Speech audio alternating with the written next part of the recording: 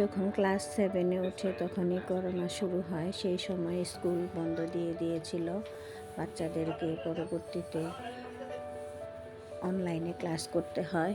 তো তখন আমি ফোন কিনে দেইনি, কারণ ফোন বা বাচ্চাদের মনোযোগ নষ্ট হতে পারে। সে কারণে মায়েদের মনে তো একটা ভয় থাকেই সবসময়। তাই আমি ওকে একটা ল্যাপটপ কিনে দিয়েছিলাম। তো অ্যাসোসের ল্যাপটপটা ছিল। তখন মেয়ে বলেছিল যে আম্মু আমি এখন ফোন নেব না, কারণ আমার ফোনের দরকার হয় না। আমি যখন এসএসসি পরীক্ষা দিব তারপরে আমাকে একটা ফোন কিনে দিও। তো আমি বলেছিলাম ঠিক আছে, তুমি এসএসসির পরে আমি তোমাকে ফোন কিনে দিব।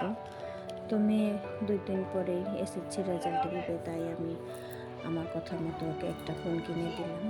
মেয়ে যে ফোনের কথা বলেছিল, আমি বলেছিলাম এটার বয়স তোমার এখনও হয়নি, ওইটা বাদ দিয়ে তুমি অন্য যে কোনো একটা সিলেক্ট করো, এর মধ্যে আমি কিনে দেব। তো সিলেক্ট করে দিয়েছিল, মডেল টডেল সব বলে দিয়েছিল। এর মধ্যে ওর বাবা ঢাকা গিয়েছিল, আমি ওকে না বলে দিয়েছিলাম যে এই মডেলটা নিয়ে আসো। তবে ও যে কালারটার কথা বলেছিল সেই কালারটা পায়নি, এটাই অ্যাভেলেবেল পেয়েছিল, এটাই নিয়ে এসছে। তো যা পেয়েছে তাই নিয়ে আসছে। তো মেয়েকে এক সারপ্রাইজ দিলাম। মেয়ে তো দেখে অনেক খুশি হয়ে গিয়েছে এটা পেয়েও। বাচ্চাকে হ্যাপি দেখে আমারও শান্তি লাগছে। তো সবাই আমার মেয়েটার জন্য দোয়া করবেন। আল্লাহ হাফেজ।